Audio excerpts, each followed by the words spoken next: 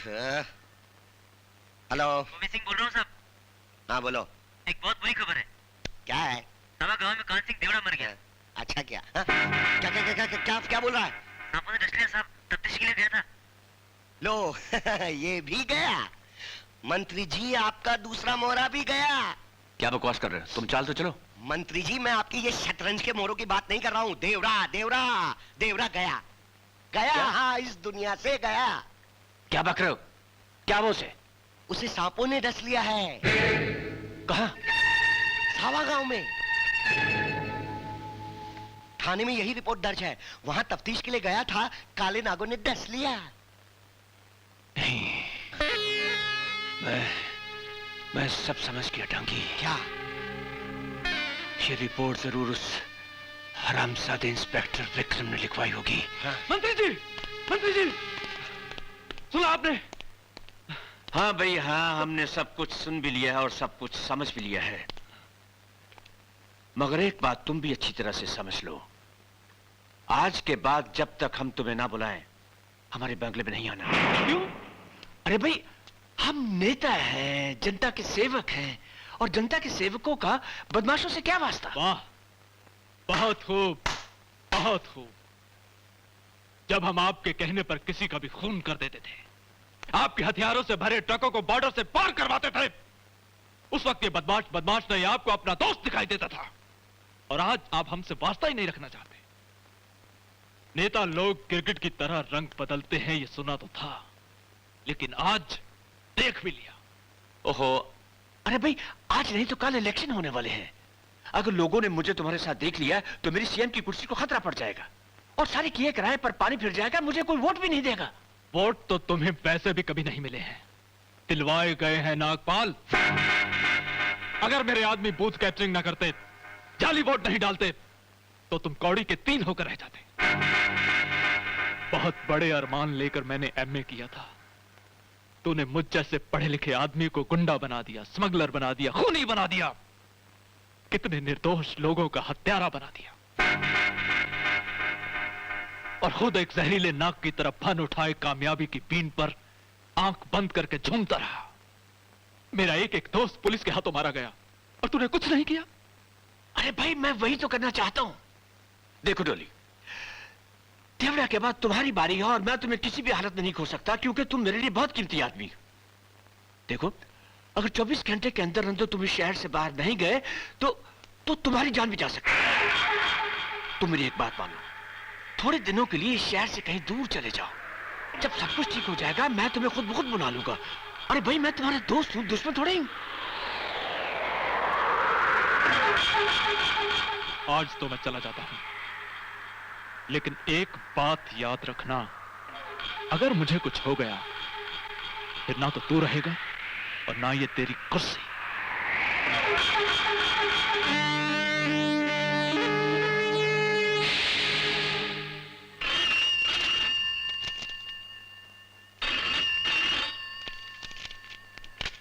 Inspector Chaudhary,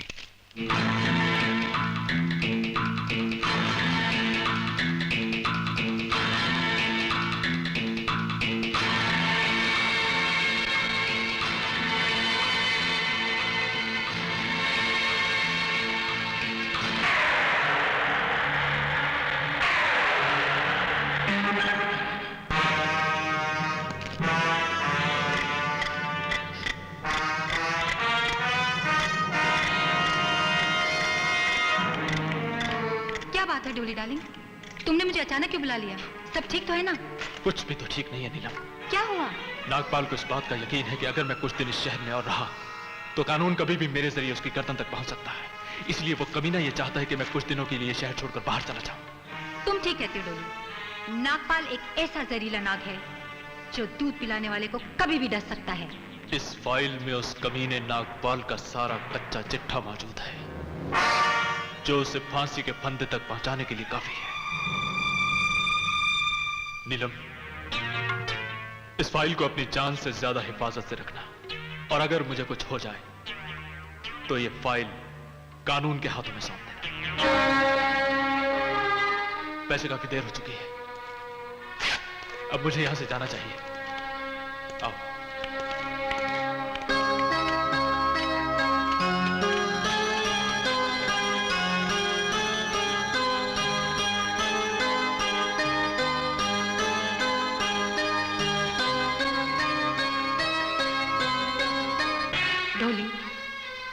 ऐसा नहीं हो सकता कि मैं भी तुम्हारे साथ चलूं? नहीं नीलम, रास्ता बहुत कठिन है और मंजिल का कुछ पता नहीं। मैं तुम्हारी मोहब्बत की कदर करता हूं। अगर जिंदा रहा तो जाओ नीलम, संभल कर जाना, अपना ख्याल रखना।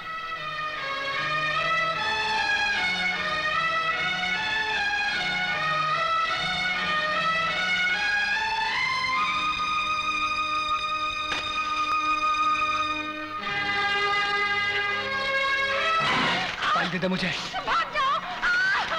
दे दे फाइल।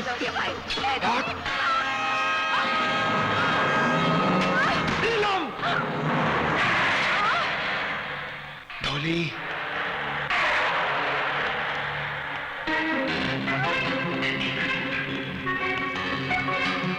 चला गोली।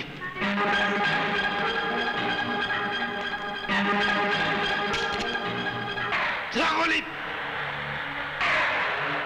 चला गोली।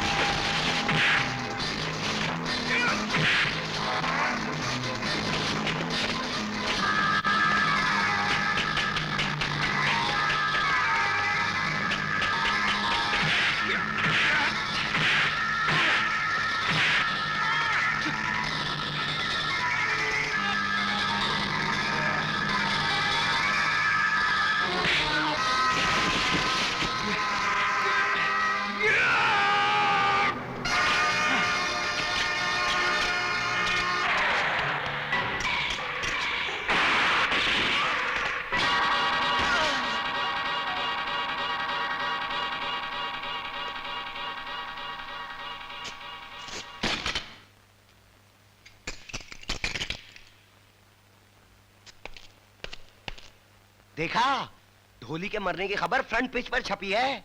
अरे भाई, उसका मरना बहुत जरूरी हो गया था। हाँ। देखे थे कल उसके तेवर? साला हमें धमकी दे रहा था, नागपाल को। अगर उसकी जबान खुल जाती ना, तो हमारी सीएम की कुर्सी को खतरा पड़ जाता।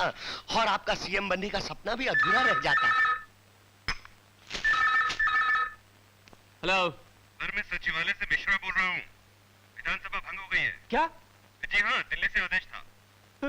नहीं, क्या हुआ? क्या हुआ? ऐसा नहीं हो सकता। क्या हो गया?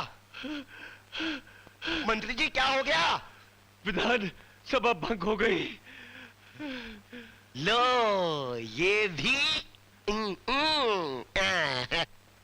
भाई मेरे बच्चों, ये नेताओं की तो कौम ही अलग होती है, और मैं रहा एक रिटायर्ड पुलिस ऑफिसर, तो तुम लोग किसी नेताजी को ढूंढो। अंकल, हमें एक ऐसे नेता की जरूरत है जो सच्चा, ईमानदार और इंसाफ पसंद हो, और ये सारी खूबियां तो आप में हैं।